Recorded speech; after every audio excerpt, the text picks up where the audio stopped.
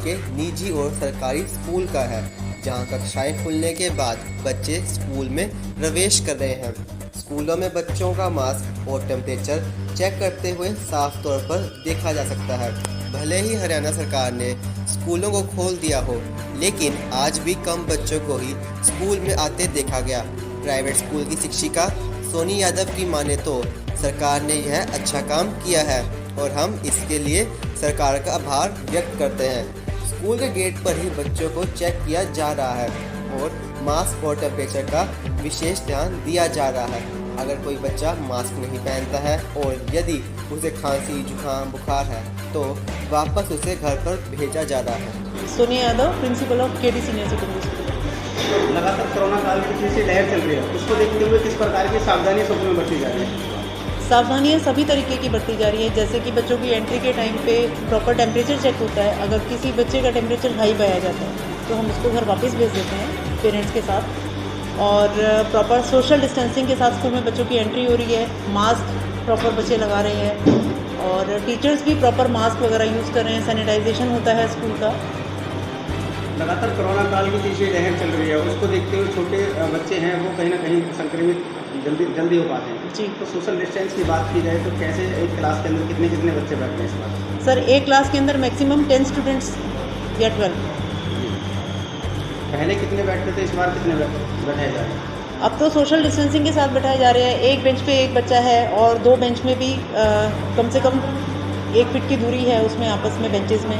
तो वही है कि क्लास के अंदर इस टाइम पे 10 से 12 बच्चे बैठाए जा रहे हैं और नॉर्मल डेज में है स्ट्रेंथ होती थी 20 के करीब बच्चे बैठे। इस बीच थर्मल टेस्टिंग भी आप स्कूल की तरफ से कर रहे हैं, अगर इस बीच किसी का टेम्परेचर बच्चे का ज़्यादा पाया जाए तो फिर क्या करना है? कॉल करके पेरेंट्स को बुलाते हैं और बच्चे को वापस उनके साथ घर भेज देते हैं। स्कूल का नाम केडी पब्लिक स्कूल है और स्कूल में जब हम लोग एंटर करते हैं तो सैनिटाइजेशन होती है, सोशल डिस्टेंसिंग होती है और हमारा टेम्परेचर चेक होता है और पूरी सावधानी रखते हैं। अगर इस बीच किसी की तबीयत खराब हो या टेम्परेचर हाई हो तो क्या करते हैं सब?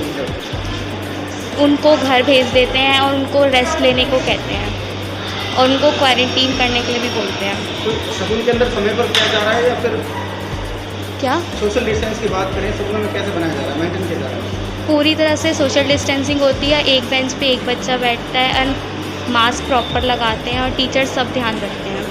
तो काफ़ी लंबा पीरियड का लॉकडाउन पीरियड में आप भर रहे हैं, अब स्कूल खुला है, क्या लग रहा है, कैसा लग रहा है?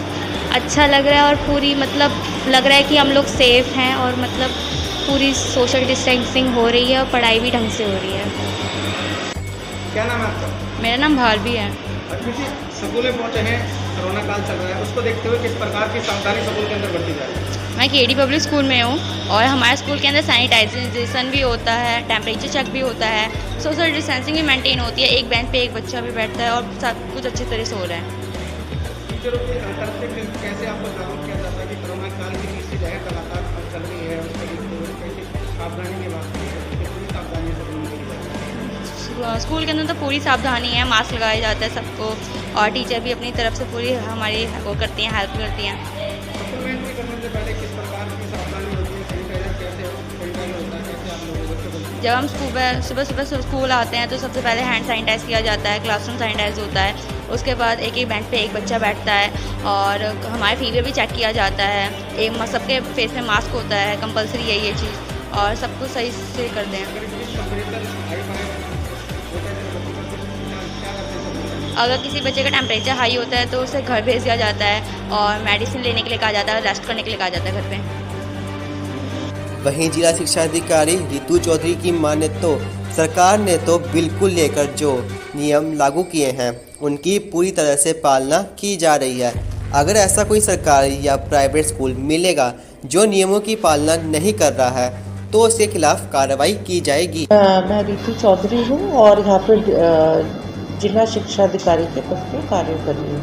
मैडम, लगातार कोरोना काल की तीसरी लहर चल रही है और सभी स्कूलों को खोल दिया गया है, उसको देखते हुए स्कूल में जो छोटे बच्चे जा रहे हैं उनको सावधानी की बात की जाए तो कैसे हिदायत स्कूलों को दी गई है? देखो, कोरोना काल में जो भी हमारे को हिदायतें मिली हैं, हमने उन सभी को जब हमारे 6 से 8वीं 8 क्लास 8 के बाद जो 9 to 12 जब भी खुले हैं तो स्पष्ट रूप से ये गाइडलाइंस दी गई हैं कि कोविड समय में सैनिटाइजेशन और mask, hand washing, social distancing और शेयरिंग नहीं करना है।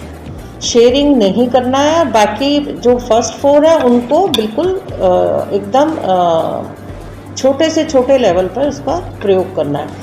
अब स्कूल में जब बच्चे आते हैं तो उनके गेट पे उनका टेम्परेचर भी लिया जा रहा है, उनको सोशल डिस्टेंसिंग और मास्क और सैनिटाइज़र सब दिया जा रहा है। स्कूल के जो मुख्याध्यापक हैं या हमारे प्रधानाचार्य हैं, स्कूल हेड है, वो भी उनको बोला है कि टीम बनाकर इस पे पूर्ण कार्य करें।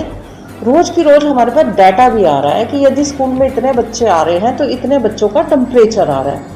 तो जो बच्चों को हमारे पास थोड़ा सा भी टेम्परेचर मिलता है उनको हम उनके माता पिता को फ़ोन करके वापस भेज देते हैं। तो अभी इस तरह की चाहे हमारे पास वॉशरूम्स हैं चाहे रूम्स हैं, वहाँ पर अभी इस तरह का कोई भी ऐसा नियम को मतलब नहीं तोड़ा गया है जिससे कि कोविड गाइडलाइंस का पालन नहीं हो रहा हो। मैडम, कुछ स्कूल प्राइवेट निजी स्कूल ऐसे हैं जो कि आज भी बच्चों को भारी मात्रा में एक ही कमरे के अंदर बैठा रहे हैं, कैसे? नहीं, इसमें तो बिल्कुल स्पष्ट गाइडलाइन है कि 50% छात्र आपने बुलाने हैं। अब 50% का मतलब है 40 से के करीब बच्चे होते हैं हर क्लास में, तो 20 ही आएंगे। 20 में भी मेरे को हमारे पास जो छात्र संख्या आ रही है वो 55 के करीब आ रही है। जो हमारी सरकारी स्कूलों का आंकड़ा है वो 55 से 60 है। तो प्राइवेट स्कूलों का भी हमारे पास आंकड़ा आता है, पर इतनी संख्या नहीं है कि एक क्लास में 15 से 20 से बच्चे ज़्यादा बैठ रहे हों। और जो इनको हम मान्यता देते हैं तो उसमें हमारे पास स्पष्ट निर्देश है कि कमरे का साइज़ ये होना चाहिए, बरामदे का साइज़ ये होना चाहिए। तो उसमें ये कोविड की गाइडलाइंस तो फॉलो करनी पड़ेगी।